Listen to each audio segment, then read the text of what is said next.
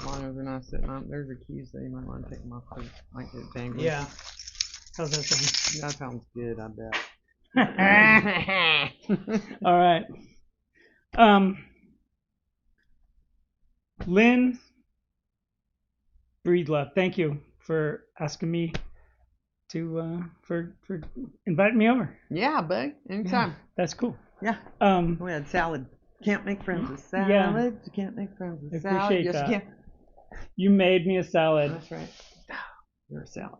It's like you know me. I didn't though. I didn't even realize you came early. I feel like you were early. Oh, shoot. But that's all good. That's good. Better be early than late. Or never. Or never. Yeah, usually people never show up. So you are a punker. Oh, I hate saying that.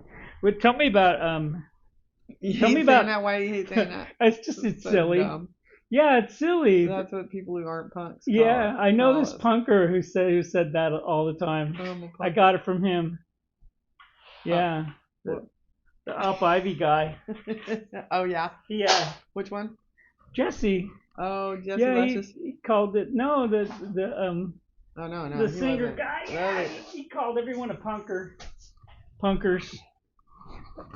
Punker kids. Punkers. Yeah, I don't know. I was a punker in high school. Were you a punker in high school? Whoa. No, I was queer. Yeah. I was a rocker. It was the 70s. You know, it was a long time ago. So we had so many queers at San Leandro High that we had two sets. We had the disco queers and the rocker queers, and I was rocker queers. So the disco queers. We also had a smoking section. It was just outside of the cafeteria where they had these cement ashtrays built into the picnic tables where the disco queers sat and smoked. But we smoked out on the front lawn, the rockers, and we had our like overalls and Marlboros in the overall pockets, and sometimes it's like coveralls. Smoking weed and shit. Those are back now. That was the style in the 70s, yeah, for real. And especially if you were like trans, but you didn't have language for that yet. You were just like, well, I'm not wearing bra because that's a girl thing, but I do have tits, so I'm just gonna wear this thing that's like a bib overall. So I wore those like every day. Kind of hid everything. Yeah, and then I had all kinds of like patches and shit. Like band patches. Well, I just embroidered shit on them, hilarious things and stuff. And my mom, I think, eventually burned them. I was like, "Where's my fucking overalls?" She's like, "What overalls?" I was like, "Don't give me that. You know you hated them." But yeah, That was a conspiracy. Yeah, she did not understand the masculine center fashion choices that I was making. So you just kind of did arty like sewing on your. Yeah, that. So you were ahead of your time in a sense with your fashion. A little bit, but not as much as some of my friends who were like into the New York Dolls and all these bands that I was like, what? Like I hadn't yet quite discovered, Patti Smith or, I was like kind of Fleetwood Mac, Journey, fucking, Parliament, fucking Isley Brothers. I had friends, all my friends were gay, so they had a different direction of music. So when I was with them, I listened to their records. One of them introduced me to Queen and was like, the singer is gay. I was like, no. How can he be gay? He's such a rocker. He's like, look at him. Come on. That guy. Yeah. I was like, no. Yeah, I was a little younger than you, and I didn't hear about him being gay until like later in high school, because that was all happening in like middle school and the whole Fleetwood Mac. But they were undeniably great. There was an appeal. Yeah. Fleetwood Mac. Yeah, I mean, I think it's pretty punk rock to admit that you like bands like that, because you're saying like, look, I like what I like. Mm-hmm. And that's punk rock. Defiantly. Other friends were like actually listening to really cool shit. Like, I had a friend introduced me to the Tubes in 72, and I was like, what? Oh my God, what is going on? that was like proto punk, and but yeah, I was just more whatever was on the radio The kind of Tubes guy. thing was pretty weird. They were kind of dork punk. They were out of control. Yeah. White punks on dope. I was like, you can say that? Yeah. And like the lyrics to that record were, Mom and Dad went to Hollywood. yeah, live in Hollywood. Okay. Yeah, the lyrics were pretty anarchist Yeah. for that time. In your face. What when did you kind of get into punk? Like what when was that? Like end of high school or after high Oh, school? after high school, Yeah. I was living in Oakland, doing a bunch of drugs in between girlfriends, and I met somebody who introduced me to like Black Flag, Circle Jerks, beer, all that. So I was like, what?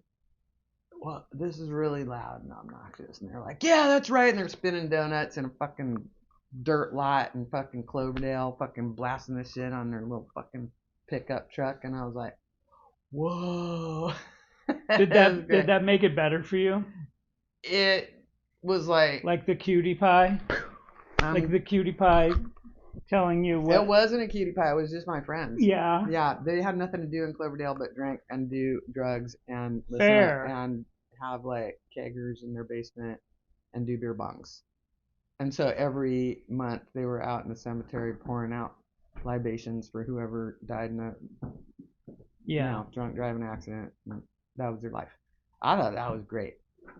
So yeah, that was my introduction to punk. Yeah.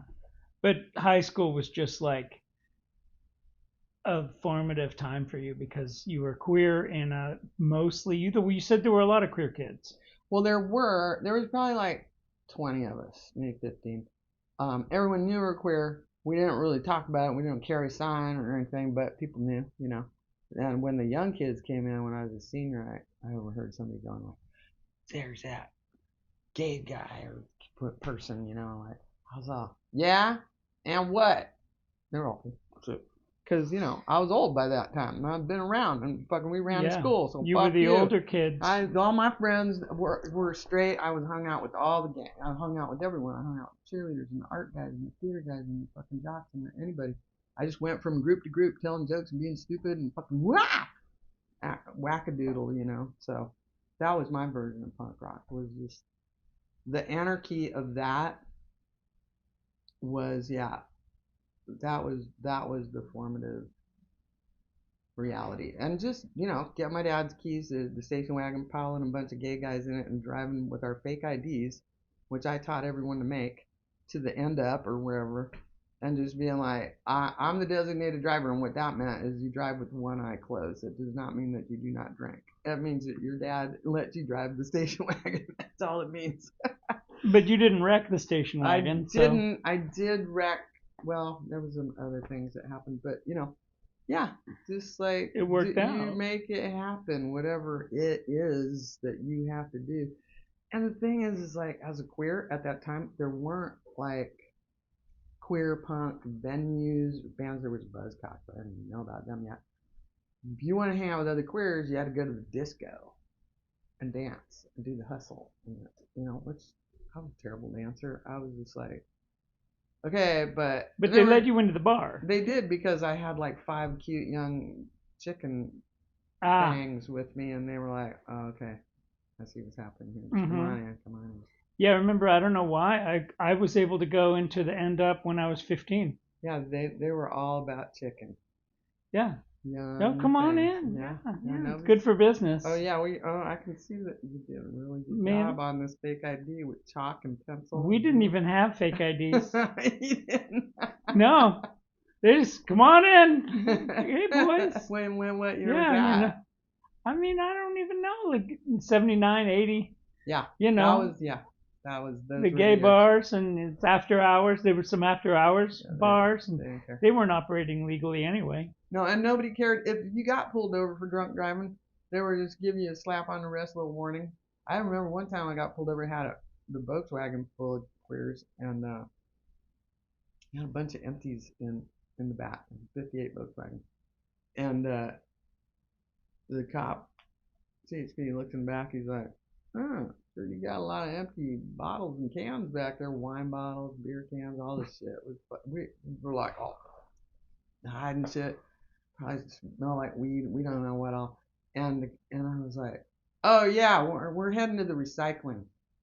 And he was like, "Okay, all right, well, drive safe." Right. Like, You could have said anything back then. Oh, that's from yesterday. Oh, I didn't know my taillight was out. Oh, I should have signaled you right. I mean, it's a miracle that I didn't fuck anybody up, but I didn't. Right. So, what was your first punk show? Do you remember the first time you saw like a punk or new wave band? Oh yeah, that was up in Cloverdale, too. Let's see, there was just all these all ages shows that they would just have at like some weird little spot. Like a Grange Hall or something? And I don't know. I feel like one of these places might have been like even a church or something, Yeah. or a school, or I don't know what. And there was like a dirt parking lot, and somebody was giving somebody a beer bong, and I was like, what is going on right now? Pouring beer in the fucking funnel, and they were like, glug, glug. And I was like, wow, okay. And then there was like a pit, and then my friends were like, they were standing outside the pit, and I was like, oh, that's gonna be my job. I don't want to get in all up in that. That looks dangerous. What band was it? I don't even fucking know. Yeah. Yeah. It was just something Local, wild, local Cloverdale band. but it was the thing to do. Yep. And Everybody from like miles around clearly knew about it and was there. did you imagine that one day you'd be on one of those stages? Oh hell no. No way. I did not get like the balls to get a mic in my hand and get in front of people until I got sober. I had people shove a mic in my hand shortly before that, and I was like, "What do I do with this?" They're like, "Yell into it." I'm like, "Ah, ah." I just was like, "Nah, I couldn't." So that was like you were just doing stuff and just kind of out there. And then what year was that you got sober? January 1st, 1990. So that's a really cool time because there was a lot going on. It was like this. Not a lot of great shit, but a lot. Well, yeah, we had just dealt with everybody dying, you know, it's The Walking Dead in Castro, and you just look at every day it'd be like 5, 10 new obituaries. My friends were bartenders and whatever were just crying because they'd lost like 100 people in a year. So it was intense to come out of that. And me, I was like using intravenous drugs and just like crazy kooky pants, just doing whatever, selling drugs, doing a shitty job. Because if I didn't sell all the drugs that night, well, then I had to go up on the hill and do them myself. And I'm lucky I didn't die of all that shit too. But in that moment, I had seen a few bands, and most of them when I went to punk shows in San Francisco, I'd be like the only queer. Or every now and then there'd be like a queer on stage, and I'd be like, that drummer's a dyke. Typhoon had a dyke drummer, Killer. Their name was Killer.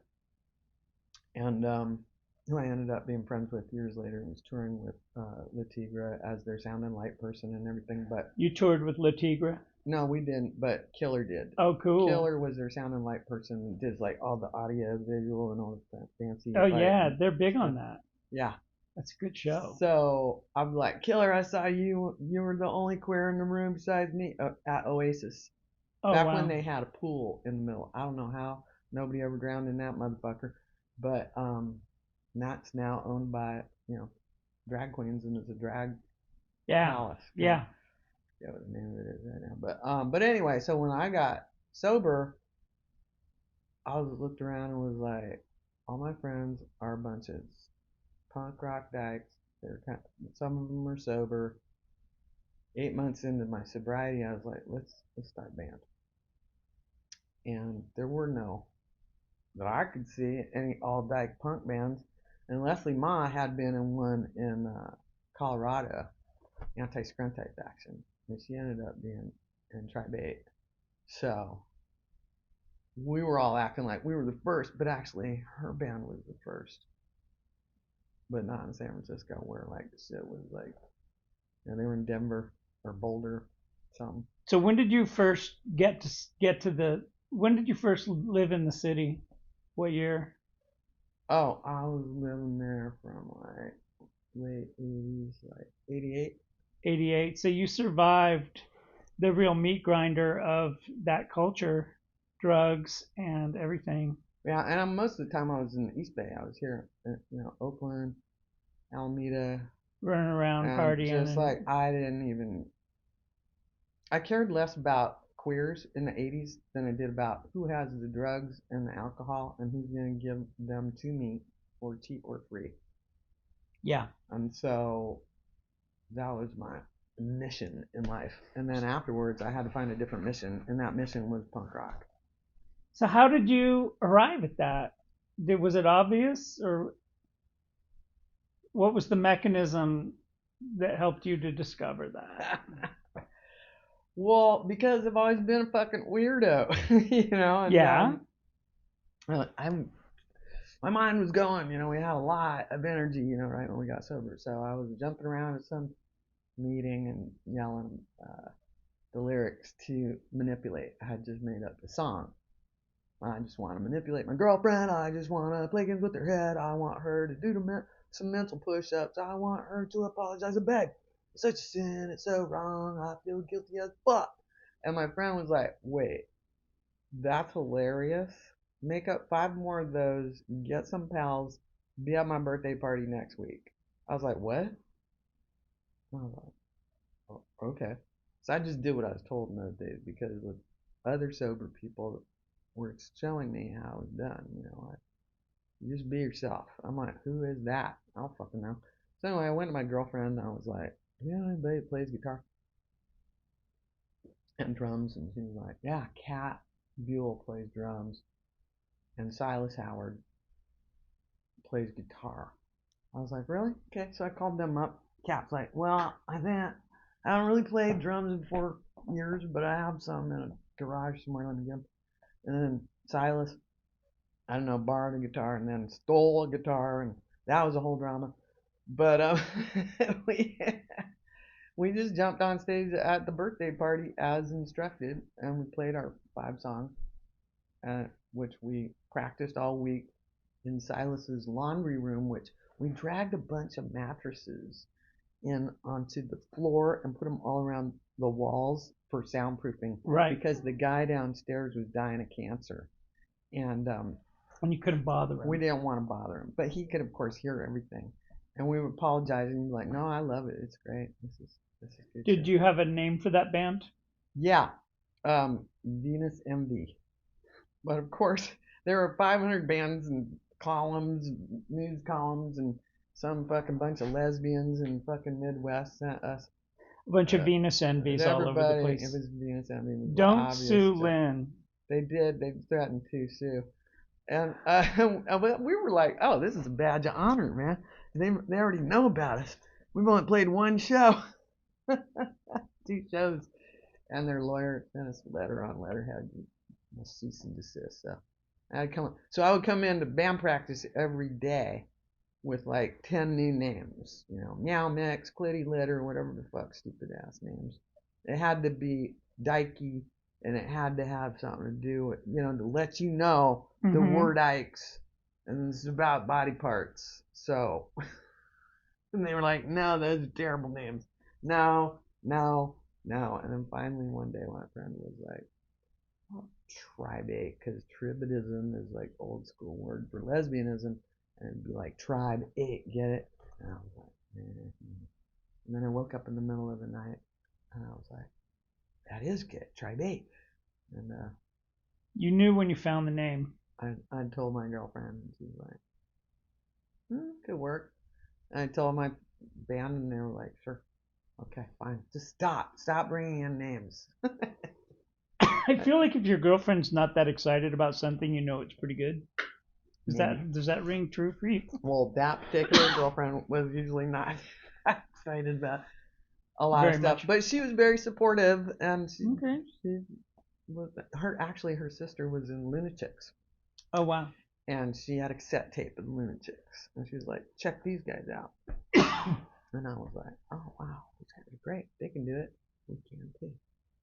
Yeah. So it was like just being around other people that were already doing shit. You had a lot of role models, and in San Francisco in the '90s, there was a lot. Well, there was Popstitutes, and then Diet Popstitute lived with Anna Joy, who was in Blatz at 666 Illinois, and Val Stadler lived there eventually, and so like yeah, uh, there was a lot of cross pollination in various ways going on. Anna Joy's Anna Joy was a great performer. I've Brilliant. seen her perform in Blatz a lot back in the old days and at reunions. Powerful. Then there was the Grups Her and Jesse were an amazing duo. and Annie. Yeah. Yeah. Then there was Grups, and then there was Cypher in the Snow. Like she just kept putting Yeah. bands together, and this was like yeah. So me and her were together for like 5 years, and You were together. we got together. Yeah. You were dating. Yeah, we tried living together for about a year, but then we both tried quitting smoking at the same time, and I think that was that let her know she needed to move down the street. That sounds like a challenging situation no matter what. It was. I was hiding all the golf clubs and baseball bats and shit. I was like, are you gonna be I like? just thought that quitting smoking was like taking acid. It was like a really cheap high. I had a hard time. It took me years to quit smoking.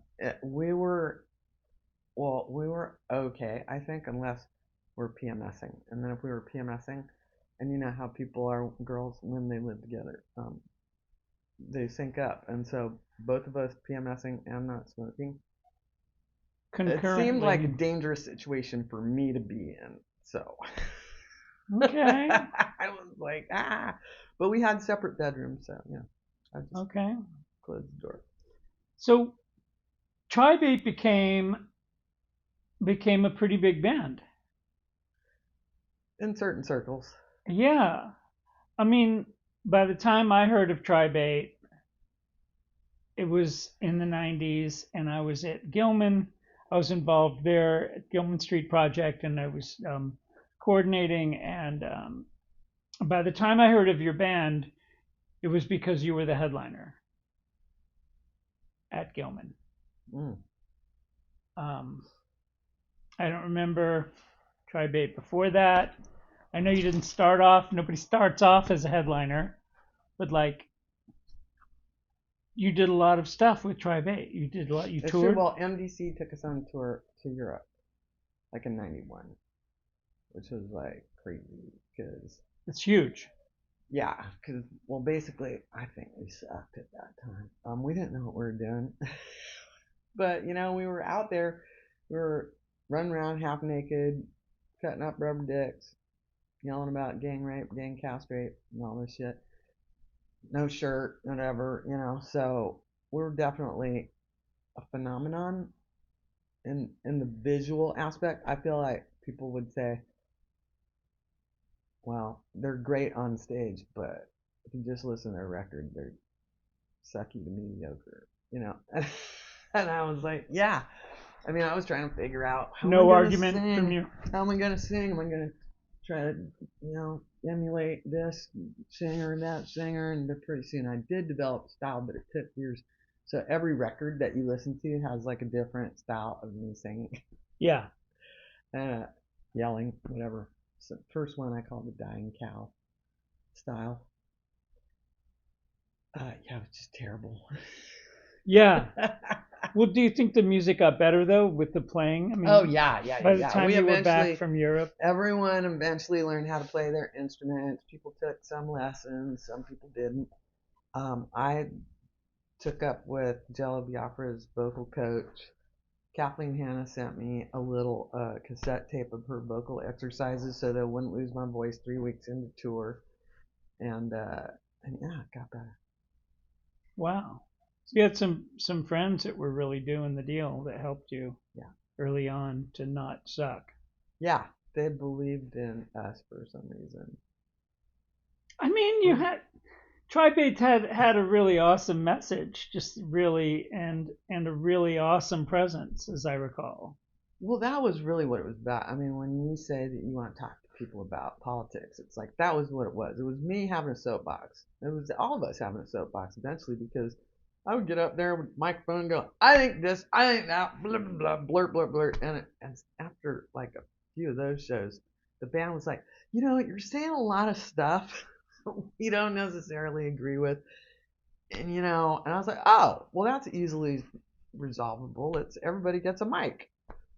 So then that's when we became really interesting and fun because I would say blah blah and they'd go nah speak for yourself motherfucker, how about blah blah blah. And so everybody, then we became this like group of 5 different personalities that Yeah, were like superhero group, which I thought that made us much more interesting. it's good to banter, Yeah, to have a banter, and on stage banter. yeah, you do that. Yeah, it's fun. I It like is. it. And then, if people want to fucking give you shit from the stage, you've got 5 motherfuckers with mics fucking shouting you down. Right, How's that gonna work? right. Well, were there ever any arguments that you had as a band, Hmm. that any on stage disagreements over politics? No, no. I mean, for the most part, we did agree on a lot of stuff, on Yeah. most things. I mean, we're lefty, punk, queer, you know, gender fuckers, whatever the fuck. And so no, we didn't have arguments on stage. I Yeah. don't think we even rarely had arguments off stage. If we did, we had a system. It's like we had band practice argument. The 2 people having an argument.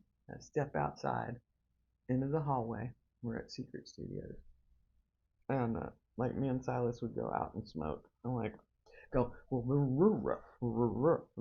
okay. Well, I'm sorry. Well, I love you. Okay. Well, and then we go back in, and we go okay. We're done. And it was all settled. All good to go.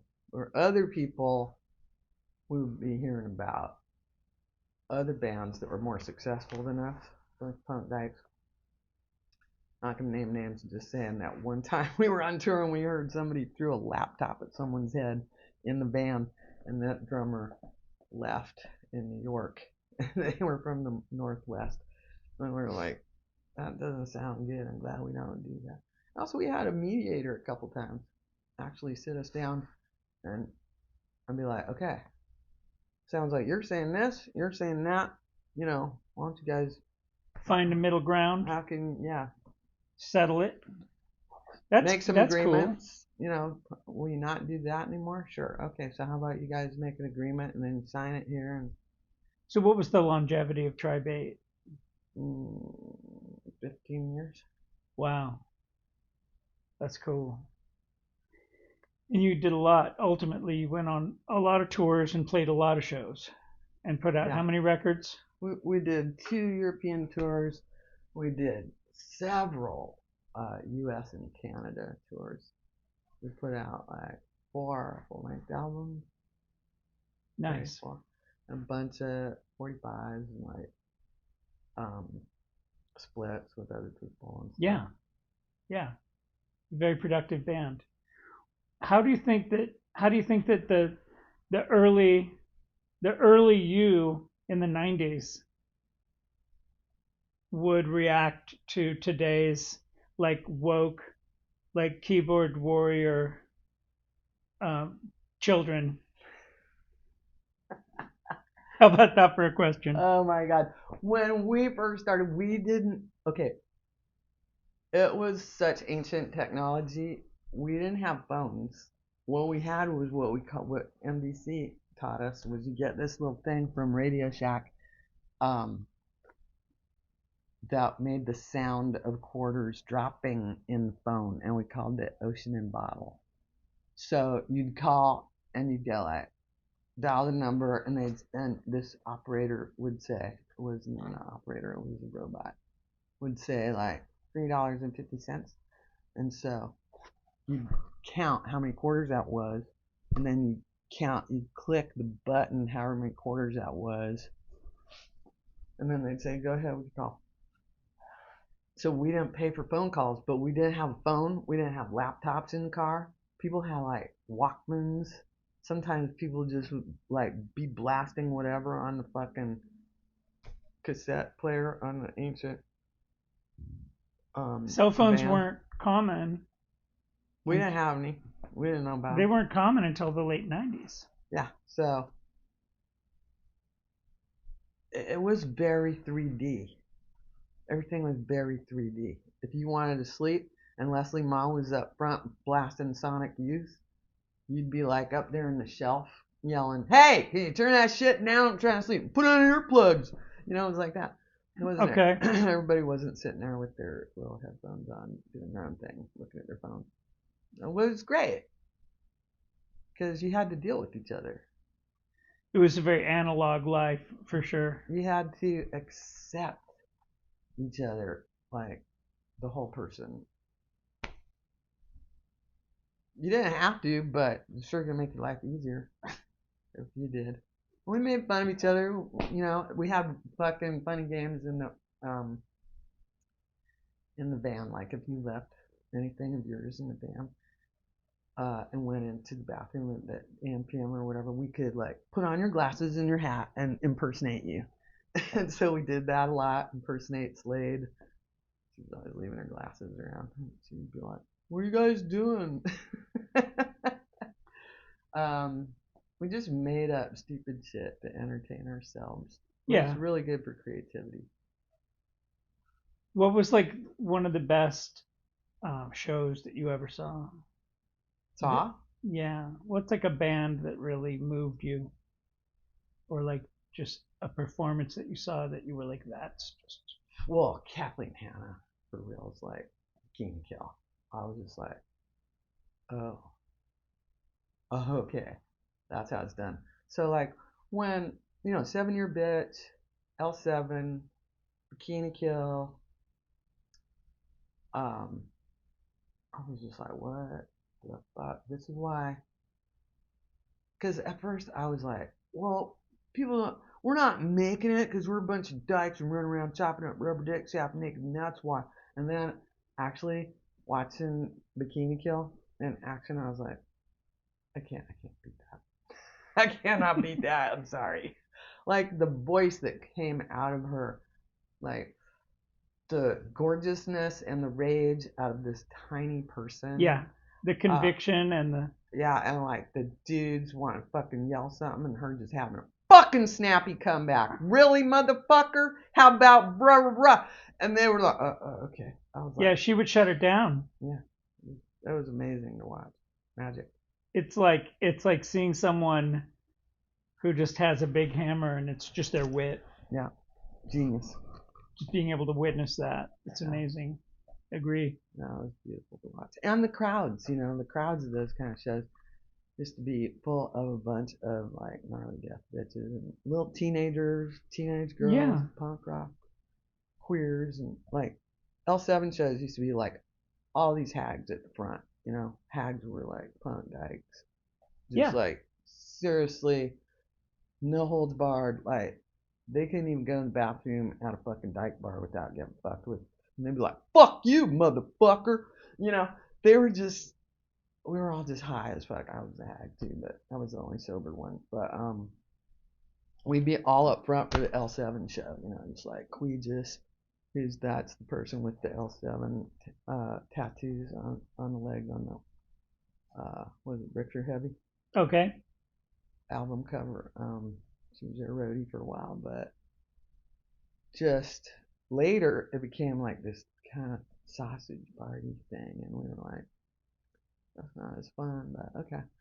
Sometimes it's still like elbow your way to the front, but it's hard when you're outnumbered like 90 to 90, 9-1 or whatever.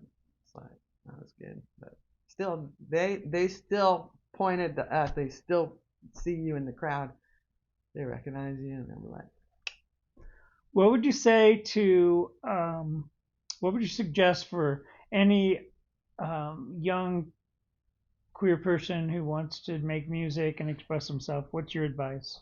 do it. Just fucking do it. Quit.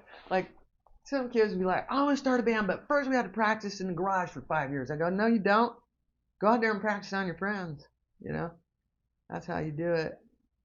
They want Just to get out support there you. and play. Just be terrible. Go ahead. Yeah, you're gonna don't try, just do it, right? Or Just blurt out wherever yeah, you're at. Just start where you are. yeah. And that's what you did. It sounds like you went from 0 to 50. You know, you had a band, and a week later you played your first show. Pretty much. Yeah, Wow. well, I was also the person that jumped out of airplanes. So it was a similar move. Just go. Courage is fear with breath. He wasn't wine and cheesing anything in life. No. Okay. No.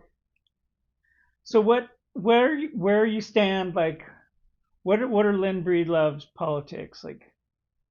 Where do you stand, like, politically? Well, obviously I'm a lefty, queer mo, fucking trans, fucking anarchist, whatever the fuck, Sagittarius, you know, like, And a Sagittarius. and on top of all that, yeah. So, you know, I do feel like I use a spiritual practice to settle down, calm down, get like a calm foundation before I spout off about what I think in the moment, which is not how I used to do. I used to be like, fuck this, you know, fuck that. And now I'm more like, let me just sit and listen for a while. And then maybe I can, I'll devise, maybe I'll come up with a conclusion, maybe I won't. Maybe I'll write about it, social media, or maybe I'll just keep writing about it on my own and it'll come out in a book. Um, I feel like right now there's a lot going on and has been. Uh, I was really excited when Obama was president. I was in Paris when he first got elected, and there was a guy. We were watching the election at a restaurant with my girlfriend and a couple pals, watching the results come in, and there was a waiter there. And I talked to him, and I was like, "What do you think about all this?" He goes, "I just hope you people elect him." And I was like, so Americans might think, looking back, oh, he didn't do this right and he didn't do that right. But the fact is, the rest of the world was like, thank you, fucking Jesus, will you American motherfuckers that are in charge of the whole fucking world politics, please just pull your heads out of your fucking ass because the rest of us are going to suffer if you don't. That was his message. Real quiet, real calm. We talked for like 5 minutes and I was like, okay, I got it. And so I think after that, like when the dumpster fire got elected, I was just like, okay, wow. My mom was raised in Nazi Germany, so I know damn well what fucking fascism looks like. Don't fucking tell me. Don't call it communism and don't call it nothing else. Motherfuckers, I see, and I see it when I know it when I see it. Yeah. Just, and y'all don't even know what it's called, what y'all doing. But okay. But I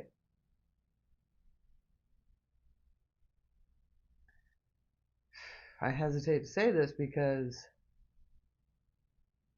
I know there's a lot of hotheads out there that are just like, fuck this! I'm voting for who I like, and this is a popularity contest, and I don't like that guy, and this guy's not doing it right. I'm like, I've got to the point where I'm like, I want Hitler. So who do we get? What do we got to do to make sure Hitler isn't up for, you know, like running shit? And my grandparents laughed when Hitler was coming up, and they're like, this asshole is gonna do shit, you know. A lot of Germans were like, he ain't gonna do shit. And he wrangled his fucking way in. He pulled strings and fucking did this and got old demented old Hindenburg or whoever the fuck to sign off on some bullshit. And, you know, he got his way. and millions and millions and millions of people died, and their blood is on my mom's hands and my hands as a result. And I don't want that to happen again. So it's already happened, and it could get a lot worse. And so for me, I'm like, I imagine a lot of my friends would be disappointed to hear that I'm not as radical about voting anyway Yeah. as I used to be. I'm not, like I feel like I voted for Angela Davis when I first turned 18. She was libertarian, something like that. Some person that was not ever, didn't have a chance. Yeah. No, it was just like, I gotta make my voice heard. And that was real, and that was good, and that was true. I don't even know if Angela Davis who it was, but whatever it wasn't gonna make a dent in who actually got elected in the two-party system. So now it's like, I'm like, vote blue, just save the fucking world. And it's like, yeah, lesser too, because I'm sorry if that's disappointing to you, but I've seen where the shit can go. And so, if you want them to write in Santa Claus or whatever, that's cool, but you're actually not helping, in my opinion. It's hard to believe in a system that's shown itself to be broken over and over again. It's true, but my dad was a social studies teacher, and he was very, very educated on the three branches of government, how it works, and all that. Mm-hmm. And he was very sold on justice, and I think he would be appalled. I mean, he hated Trump. He was like, "Fuck this asshole." Um, but he didn't get to see um, just how gnarly things got. But I feel like I have a pretty balanced, informed view of like the American system Yeah. and what happened in Nazi Germany and what happened after Nazi Germany and what's happening now all over the world. They took a look at Trump and everybody's like, "Oh, goody, we can all be dictators. Cool. Everybody do you." Right. It's really scary. I mean, people that have always elected left-wing governments are electing right-wing governments, or not even electing them, just putting out. I don't even. It's frustrating.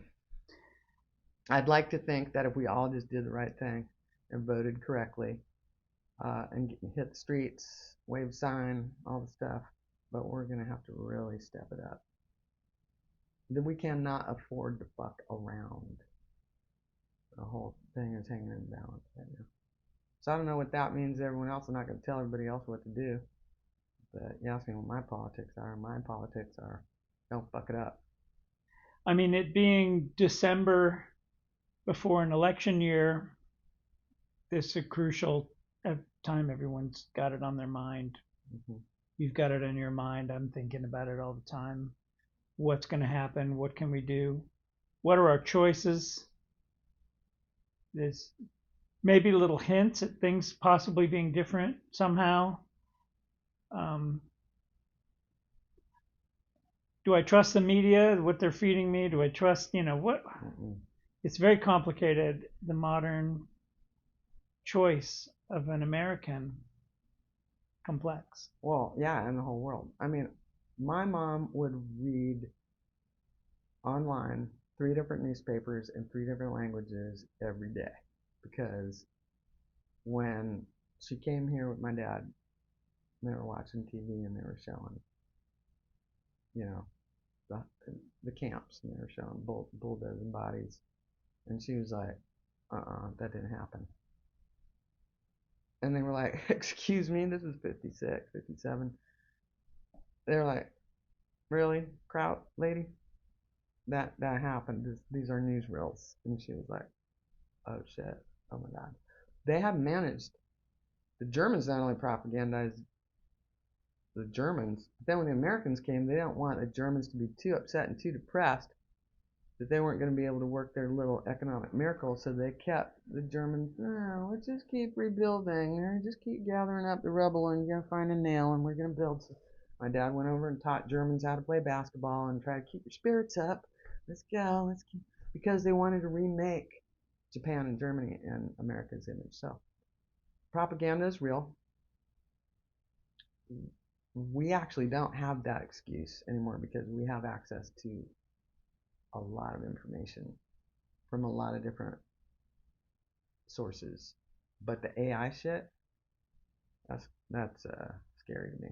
Like, we're really going to have to work a lot harder to find out what the truth is and base our decisions on what that is. I think one of the things that we really do need to do is keep hitting the streets because this administration is going to change based on what leftists think. And when leftists are out there going ceasefire,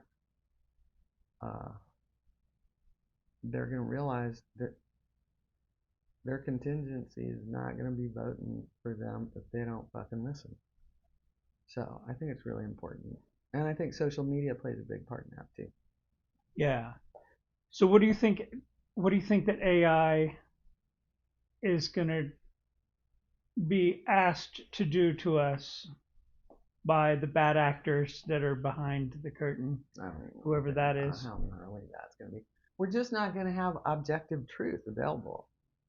You're going to just have to, I don't know how we're going to find out what it is. But I feel it might drive us back into more of a 3D reality. If you look at your phone looking for truth and you know it's not there anymore, right? Where are you going to go? Yeah. I mean, think about that. I'm already lost in my mind. I look at my phone for everything. I'll look at my phone to find out how to get to your house to talk to you right now. Yeah. Well, hopefully that will continue to be real. But I mean, when all that falls away, or the phone doesn't even work anymore, hey, because AI won. Where are we? In our minds. Yeah.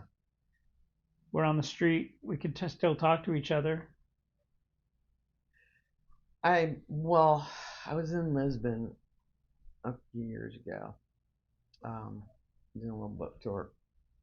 This book that I did called 45 Thought Crimes, about how I felt about 45 being elected, and a bunch of other stuff. But I went around a bunch of different cities and talked to people in Europe about, like, you guys went through fascism. What do you suggest we do?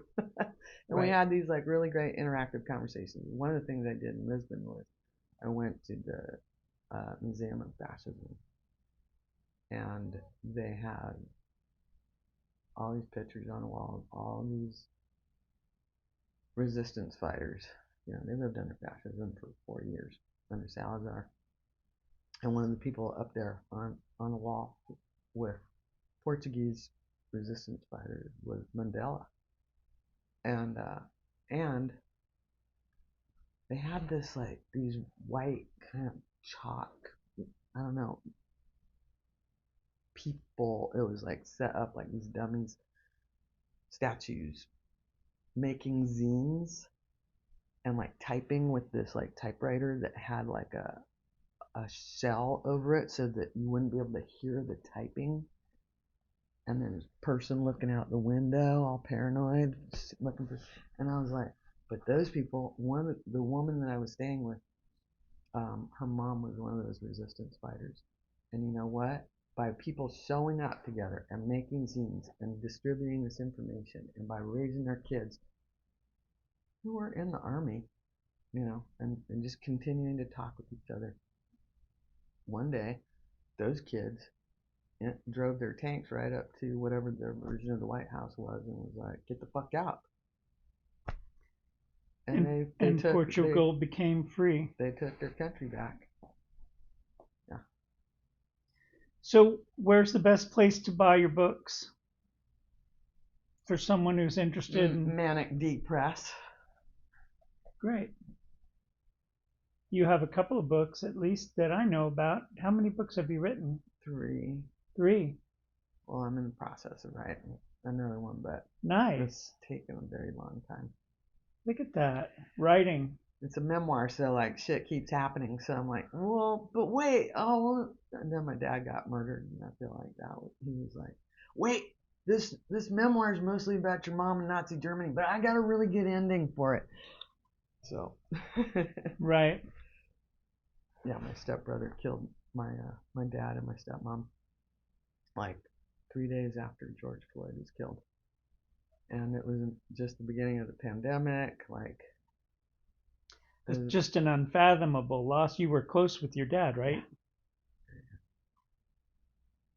But I mean, it really helped me to get a lot of perspective. Like, I have people in my family that are right wingers. Uh, you know, serious Trump supporters, and I've had to really think about how am I going to connect with people. Um,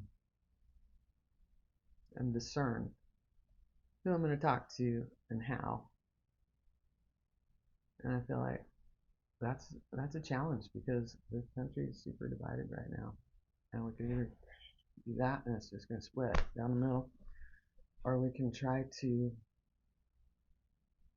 find some common ground, which it's been extremely challenging, but it is possible. We're all humans. To find some common ground Yeah, in our human experience. I mean, ultimately, we all have to eat lunch that's right. And dinner. and break bread. If I'm sweet, if I'm can show some kind of sweetness, some kind of interest in what you really believe. Who are you? Well, we're going to find some common ground. I mean, one of my stepbrothers is super right wing, super Trump supporter, and he's like, "Do you want to be in a militia with me? I'm in this militia." He asked you that? Yeah, and I was like, "I feel like your friends aren't really gonna like me, buddy." Was it tempting? No, but it was interesting because what's interesting about it is I was like, what makes him think that I would be a good candidate for that? And he's like, well, because, we both hate the government. Yeah, you're tough and you can shoot. That's right. Yeah. And I was like, I mean, maybe you missed a really great photo opportunity. I don't know. But it helped me to see the overarching truth of that is that you can find something in common with any other human being. If you can find that, you can start to find. So the militia's hiring. Apparently, I had to. I mean, politely decline, but what if you attack the beast from within? You're just you could do that. There's Yeah. a lot of options. There's infinite possibilities. Yeah. But I just felt like, for me, what I want to do is de-escalate the fucking stress levels in this world. Yeah. And so I could post a lot of opinions and break down what's happening with Hamas and Israel or Ukraine or whatever, or I could just post some cat videos and people could just have recess on my page, because everybody's working really hard right now to try to figure out some shit, and maybe my job is just be the entertainer right now, or my job is to be the person that you come talk to about how you're not going to drink today, or my job is you come talk to me about your grief, because I really understand that now. So the 12-step life is a centering force in your. Yeah, I would say whatever the spiritual practice is. And kitty cats. Cats. I would say nature. There are two amazing kitty cats nature in this room. And cats. If you can't go outside, if you have animals inside, that's also good. Yeah. Yeah. Well, I mean, if they go outside, they're just gonna kill all the birds and mice anyway. That's right. And snakes and everything they can get their hands on. They're horrible, horrible creatures. Yeah, they're terrible. Ferocious. I feel like we've covered a lot of ground. Yeah. It's good. Yes, we did. Is there anything else that I can ask you about? I mean, we know where to buy your books. We know where to see your band. Your band is playing. We're playing Ivy Room on my birthday. You're still playing. Yeah, the Homobiles and Commando. So there's a couple bands. Two bands. One's more punk rock quartet, and the other one's like Excellent. wall of sound, new metal, trans, Yeah. extravaganza. Check out Commando. I had the pleasure of playing opening for Commando That was good. at a show. That was great. Commando blew my mind, Yeah. and Commando could blow your mind too. Um, you can buy the book. You can subscribe to my channel on YouTube. Like and subscribe. And yeah, that's amazing. Thank you, Lynn. Can I Thanks. give you a hug? I don't know. Come here. All right. Love you. Love you too. Thank you. Thanks, buddy. All right.